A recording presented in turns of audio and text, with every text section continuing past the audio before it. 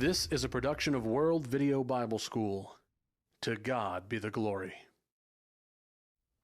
Where do we go when we die? I suppose this is a question that every man who has ever lived has thought about, because death is something that we all face. As we grow and mature, we see those around us pass on. We see our grandparents die, and maybe later we see our parents pass away as well, maybe even our siblings and friends. And the truth is clear that we too are going to die. And we wonder, what then? You know, a lot of strange ideas have been given to answer this question. Some have suggested reincarnation. That is the idea that if you've lived a good life, you come back in the form of another creature. Some have the idea of a ghost, and they have the idea that you come back as a spirit and you live in the house where you used to dwell. Some have the idea of purgatory. That is, you go to a place of punishment until you've paid your debt, and then you can move on from there. And of course, many people have the idea that you just cease to exist. That is, when you breathe your last breath, that there will be no more conscious existence. But you know, as a Christian, I don't have to engage in a guessing game. I don't have to buy into superstitions or myths, because I can know the answers to the questions, not only where I came from, but also where I'm going. In this lesson, we're going to trace the journey of the human soul, and we're going to let the Bible answer for us, where do we go when we die? Now, the journey of the human soul doesn't actually begin on this earth. It begins in heaven. I want you to listen to Ecclesiastes chapter 12 and verse 7. This is a verse we oftentimes use to discuss death, but I want you to listen particularly to the end of the verse. Then shall the dust return to the earth as it was, and the spirit shall return unto God who gave it. Hebrews chapter 12 and verse 9 calls God the Father of spirits. And so the spirit originally comes from heaven. It comes from God. And so at the point of conception, when the egg meets the sperm and a human life is created, God places a soul, He places a spirit into that new body. You know, the mother and the father give that child his physical characteristics, but they don't give him his soul. God does that. Genesis chapter 1 and verse 26, God said, let us, that is the Godhead, let us make man in our image, after our likeness. Now, what does that mean to be made in the image of God? Primarily, that has reference to the soul of man. He is a being who will now live on for eternity. And so, when a human is conceived, God makes him in the image of God by placing a soul into him. Now, animals don't have that. We are far superior to the animals in that way. Now, from the time that God places a soul into the newly formed human being, it will continue to dwell in that physical body until that person dies. 2 Corinthians 5 and verse 1 says, for we know that if our earthly house, this tent, that's just talking about our physical body, it is a tent, it's a temporary dwelling place for the soul. We know that if our earthly house, this tent, is destroyed, we have a building from God, a house not made with hands, eternal in the heavens. 1 Corinthians 15:54 talks about our physical body and refers to the physical body as corruptible. And so our soul, for the 70 or 80 years that we have this physical body, it dwells in this corruptible, fleshly body. Now, during that time, we worship God with our spirit. It's coming from the physical body, but it emanates ultimately from our soul, from our spirit. John 4:24 says, God is a spirit, and they that worship Him must worship Him in spirit and in truth. So we engage the physical body, but our spirit is the seat of worship. The spirit is the heart of man. We worship God with our spirit. We love God with our spirit, with our soul. Luke 10 and verse 27, you shall love the Lord your God with all of your heart, with all of your soul, with all of your strength, and with all of your mind. Now, all the while, the physical body is wearing out.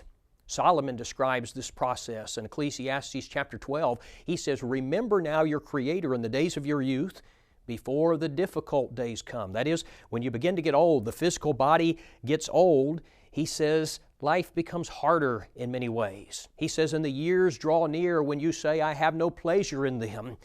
Many people, when they get near the end, They're just ready to go and be with the Lord because physically life gets very hard for them. He says, while the sun and the light and the moon and the stars are not darkened. That is, your eyesight begins to fail. You've got to get bifocals. And he says, and the clouds do not return after the rain. In the day when the keepers of the house begin to tremble. He's talking about the hands. They begin to shake. And the strong men bow down. That is, your legs get weak. You fall. He says, when the grinders cease because they are few, you lose your teeth. And he says, and those who look through the windows grow dim. When the doors are shut in the streets and the sound of grinding is low, when one rises up at the sound of a bird, you don't sleep well like you did when you were younger, and all the daughters of music are brought low. That is, you're losing your hearing. Also, they are afraid of height and of terrors in the way. When the almond tree blossoms, your hair turns gray. He says the grasshopper, this very small creature, is a burden. Desire fails. Your desire changes as you get older. He says, for a man goes to his eternal home, and the mourners go about the streets. He says, remember your Creator before the silver cord is loosed, or the golden bowl is broken, or the pitcher is shattered at the fountain, or the wheel broken at the well. That is, you're going to die. Now listen, he says, then the dust will return to the earth as it was. That is, the corruptible body is going to die, it's going to decay, it's going to return to the ground and the elements. Now listen, and the spirit will return to God who gave it. What happens then? What happens when I die? For 75 years or 80 years, however long my soul dwells in this physical body, what happens when the physical body dies? Psalm 90 and verse 10 says, the days of our lives are 70 years, and if by reason of strength they are 80 years, yet their boast is only labor and sorrow, for it is soon cut off. Now listen, and we fly away. We fly away. Isn't that fascinating language? Genesis 35:18 describes the death of Rachel, and it uses this language, and it came to pass as her soul was departing. James 2:26 says, the body without the spirit is dead. The body without the spirit. That's very fascinating. And so when I die, my soul leaves this old corruptible body. But where does it go? You know, on the day of resurrection, we know that we're going to get a new body. We're going to get an incorruptible body. But what about in the meantime? I want you to listen to this description in 2 Corinthians chapter 5 and verse 1.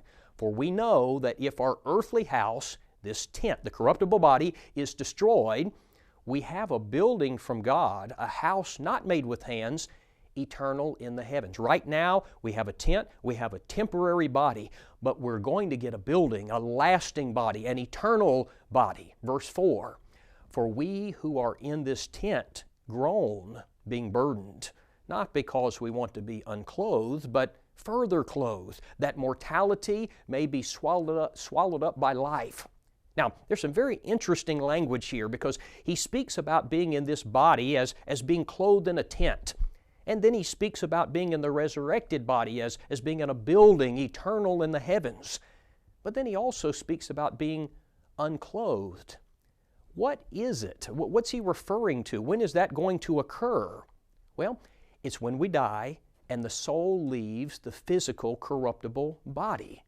You see, there will be a period when the spirit or the soul will not have a body. It will be unclothed, if you will. Well, when I die and my spirit leaves my body, where does it go? Now, that's going to take us to the next part of this journey. The entire second section of this chart comprises what is known as Hades. This is the Hadean realm. Now, many people are confused by the term Hades because they think of Hades as referring to hell. They think of it as referring to the place of punishment. And that's not right. The word Hades actually refers to the dwelling place of the dead. It's kind of a holding area for disembodied spirits. The good who die go to Hades. The bad who die go to Hades. And I think part of the reason why we're confused about this is because the King James Version translates the Greek word for Hades as hell, and that confuses us. In the original language, there are two different words. The two different words, there are different words. There's one word for Hades and one word for Gehenna. Now, Hades is the dwelling place of the dead. Gehenna is hell. But the King James translates both words as hell. In Matthew 16:18, when Jesus promised to build His church and He said the gates of hell would not prevail against it, this is not hell. This is the word for Hades. It means that death would not prevent, death would not stop His kingdom. Now, if you don't understand the distinction in these words, you're going to get very confused. Now, incidentally, just as a side note, the Old Testament word for Hades, the Hebrew word for Hades, is the word Sheol. Sheol and Hades refer to the same place. And so once you understand that all people go to Hades when they die, it's going to clear up some things for you. For example, in Acts chapter 2 and verse 31, the Bible refers to Christ after His death as being in Hades. Now the King James Version says hell, but the word there refers to Hades. Jesus did not go to hell when He died. He went to the Hadean realm, to Hades. But Luke 23:43, as Christ was about to die, He said He was going to go to paradise. Now, when you understand that paradise is in Hades, it all makes perfect sense because paradise is a compartment of Hades. In Hades, there is a place where the righteous go, and there is a place where the wicked go. They're all awaiting the day of judgment. Now, the best description that we have in the Bible of Hades is in Luke chapter 16. It describes both compartments. Now, I want us to read it together. Let's look at it together and then we'll discuss it. Luke chapter 16, beginning in verse 19. The Bible says, "There was a certain rich man who was clothed in purple and fine linen and fared sumptuously every day. But there was a certain beggar named Lazarus, full of sores, who was laid at his gate, desiring to be fed with the crumbs which fell from the rich man's table. Moreover, the dogs came and licked his sores. So it was that the beggar died and was carried by the angels to Abraham's bosom. The rich man also died and was buried, and being in torments in Hades." Now the King James uses the word hell. It says that he was in hell, but that's not right. The New King James correctly says that he was in Hades. Being in Hades, he lifted up his eyes, and he saw Abraham afar off and Lazarus in his bosom. And then he cried, "Father Abraham, have mercy on me, and send Lazarus, that he may dip the tip of his finger in water and cool my tongue, for I am tormented in this flame." But Abraham said, "Son, remember that in your lifetime you received your good things, and likewise Lazarus evil things. But now he is comforted and you are tormented. And besides all of this, between us and you there is a great gulf fixed, so that those who want to pass from here to you cannot, nor can those from there pass to us." Now, I want us first to look at this place where Lazarus was taken. We're told that when Lazarus died, he was carried by angels to Abraham's bosom. Now, this is the compartment of Hades where the righteous go to await judgment. It's the place known as paradise. This is the same place that Christ promised the thief on the cross that he would go. Remember, he said in Luke 23:43, "Assuredly I say to you that you will be with me in paradise." In Luke 16:25, the Bible tells us that in this place, the righteous are comforted. In fact, if you study the background, the etymology of the word paradise, it carries with it the idea of a pleasure garden. Now, the opposite compartment of Hades is where the rich man went. This place is a place of torment. Now, this section of Hades is called Tartarus in the original Greek. Peter uses this word in 2 Peter 2 and verse 4 when he said, "For if God spared not the angels that sinned, but cast them down to Tartarus and delivered them into chains of darkness to be reserved unto judgment." They are waiting for the judgment day. Now, this place is described for us in Luke 16, verses 22 and 23, this way. Verse 22 says, "The rich man also died and was buried." Verse 23, listen to this, "And in hell," the King James says hell, the word is Hades, "and in Hades he lift up his eyes, being in torments." Now, normally when I teach on this subject, I would spend some time here talking about the misery and the suffering of this place. And we could spend an entire lesson just on that subject. But for now, let's briefly observe that this rich man in torment is burning in fire. He is crying out for mercy. He's begging for mercy. He believes that a mere drop of water would bring him at least a moment's relief. And I want you to appreciate with me that every person from the beginning of this world until now, every person who has died lost in the eyes of God is in this place. Many of them have been there for thousands of years, many just for minutes, some for seconds. But they're there and they're suffering. Now, another observation that I want us to notice is the fact that there is consciousness in the Hadean realm. You know, there is a doctrine taught by some in the religious world called soul sleeping. And soul sleeping suggests that when a person dies, that he goes into a state of unconsciousness and he ceases to be aware. But this passage, as well as others, teach us that after death, men are very much aware of what's going on. The rich man's crying in pain. Lazarus is comforted. You know, Psalm 116 and verse 15 says, "Precious in the sight of the Lord is the death of His saints." Friends, I don't believe that refers to them slipping into a state of unconsciousness. That doesn't make any sense to me. You know, I taught on this subject on one occasion, and a gentleman came to me afterwards and he said, "Don, that was a great lesson." He said, "But you need to read this particular passage because you're wrong about there being consciousness in the Hadean realm." And he handed me a piece of paper. Well, I unfolded it and I looked at it. It was Ecclesiastes chapter 9 and verse 5, where the Bible says, "The dead know not anything." The dead know not anything. But you know, he was misinterpreting that verse because he was pulling it out of context. In fact, if you will look at the next verse in Ecclesiastes chapter 9, verse number 6 uses that phrase again, "under the sun." Again, it's used in verse 3, it's used in verse 9, it's used in verse 13. And the context of this passage is things going on in this world, things under the sun, the things on this earth. And the point of the passage is that when you die and you go to paradise or torment, you are no longer aware of what's taking place on this earth.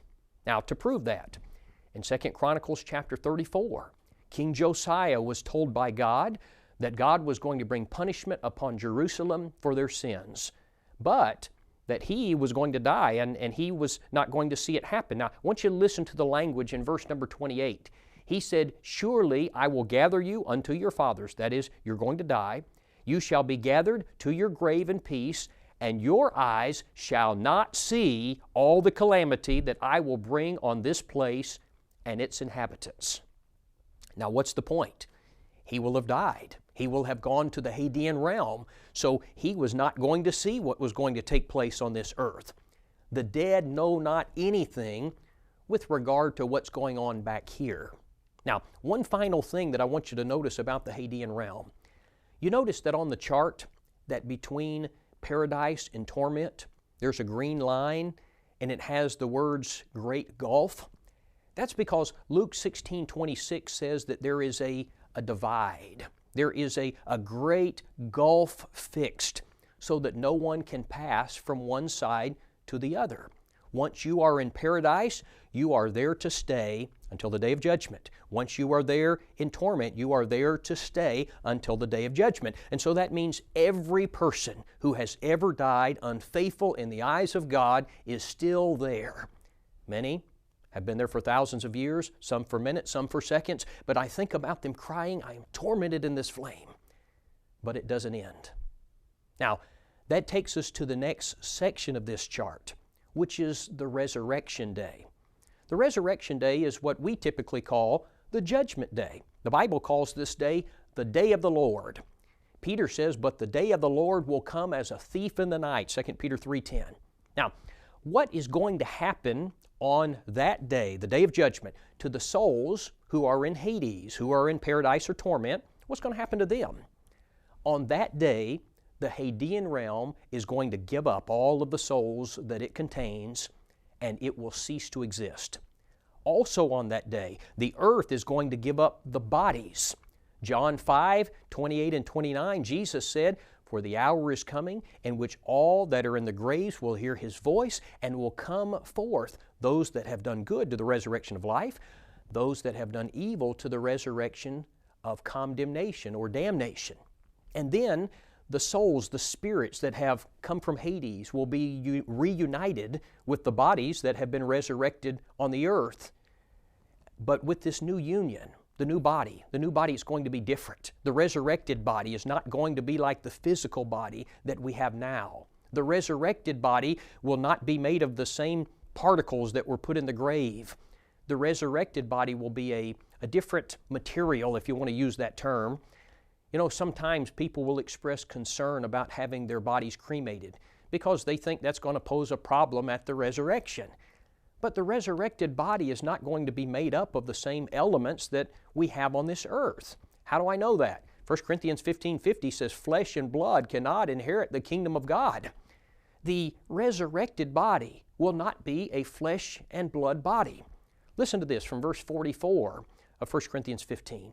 The body, that is the physical body, is sown in corruption. It, the resurrected body, is raised in incorruption. It is sown in dishonor. It is raised in glory.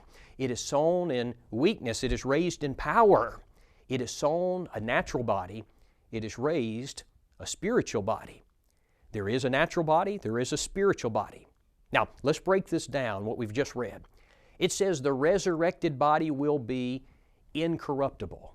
You see, our current bodies they're subject to death. They get old, they wear out, but the new body, it won't wear out. Secondly, the resurrected body will be a glorious body. Our present bodies have many things associated with them that are not glorious. They're low and vile.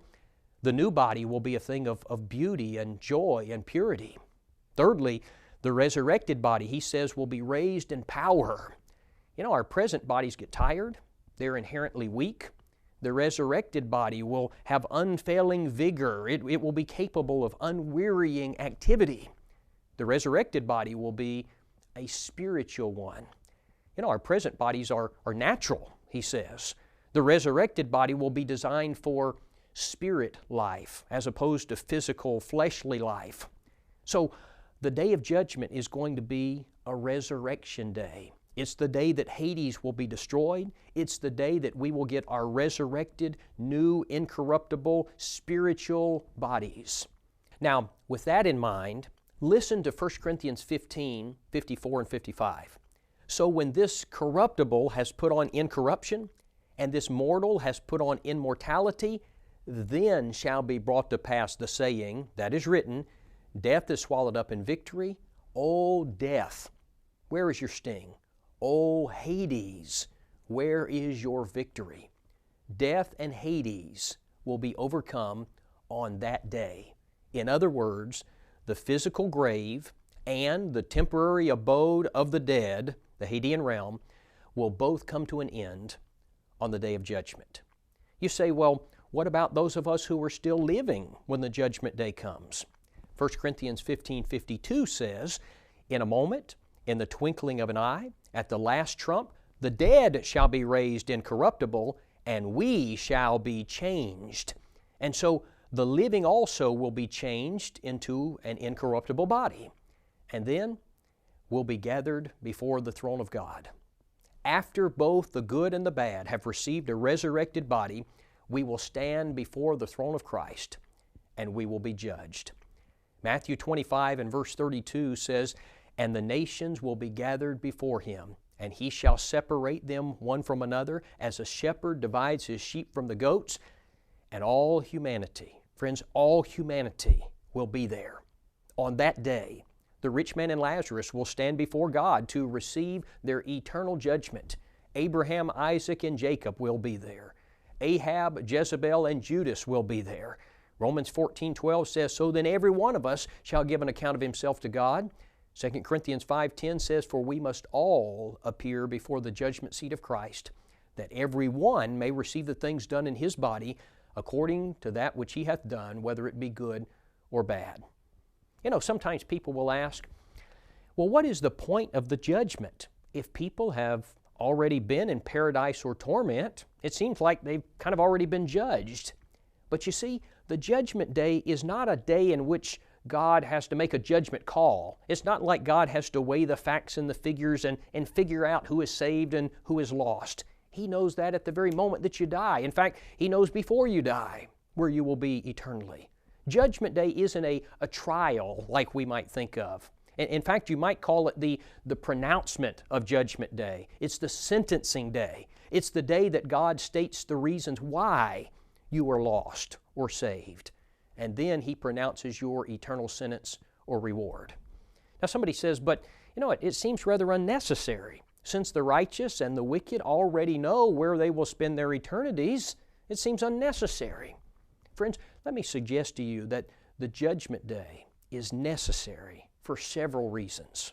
Number one, those who are still living, they haven't been assigned punishment or bliss, and so it's necessary for them.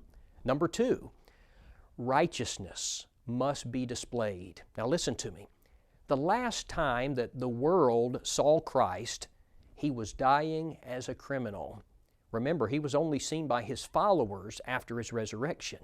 But on the day of judgment, every eye will see Him as the righteous judge. Number three, the Judgment Day is necessary because it will be a day of exposure.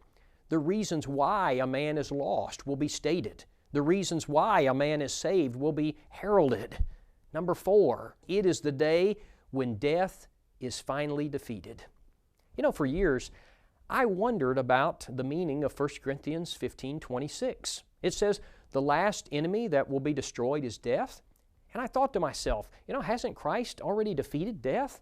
Did not He do that at His resurrection? And so I was puzzled about this. But listen to the context. Verse number 24. Then comes the end when He delivers the kingdom to God the Father, when He puts an end to all rule and all authority and power, for He must reign until He has put all enemies under His feet. The last enemy that will be destroyed is death.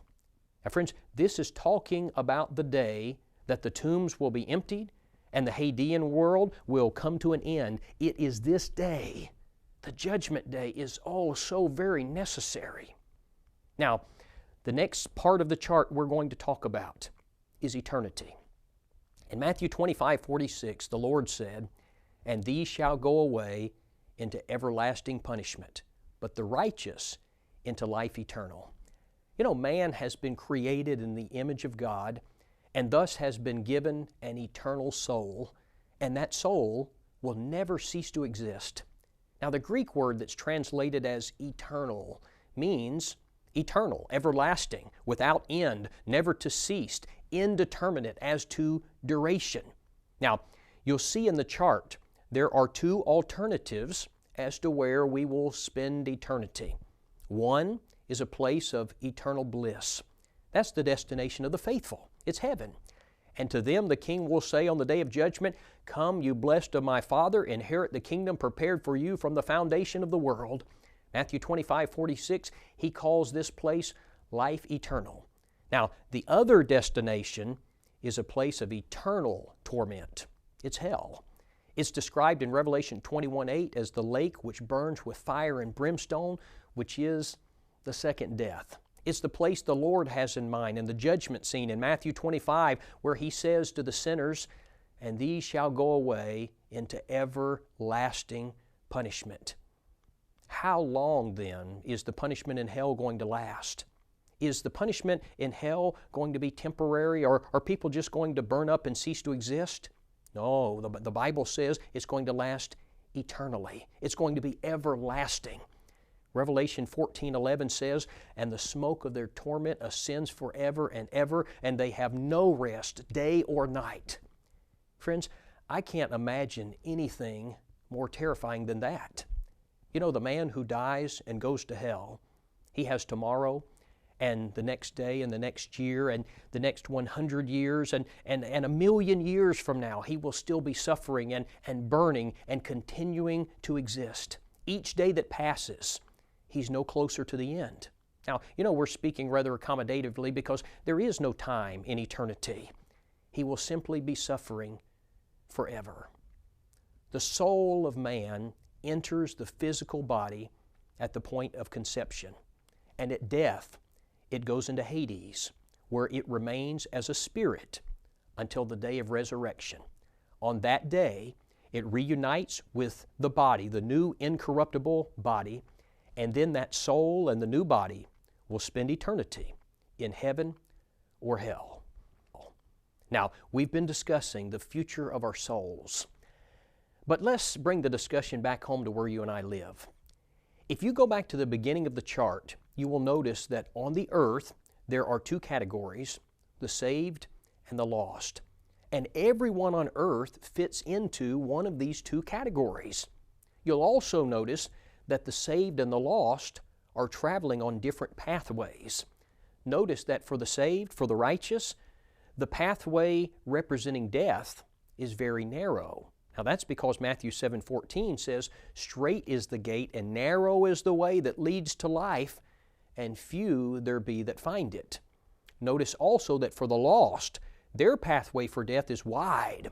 And that's because Matthew 7:13 says, "Wide is the gate and broad is the way that leads to destruction, and there are many who go in by it."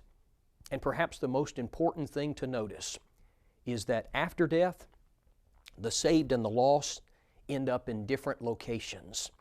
And friends, where you will go when you die depends on where you are heading while you're alive.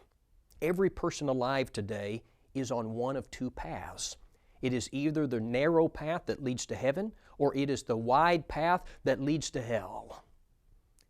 If you died today, what does eternity hold for you? If you died in the next few moments, where would you be when you opened your eyes? What would you see? Seconds from now, what would you see? Would it be angels carrying you to paradise, or would you lift up your eyes being in torment?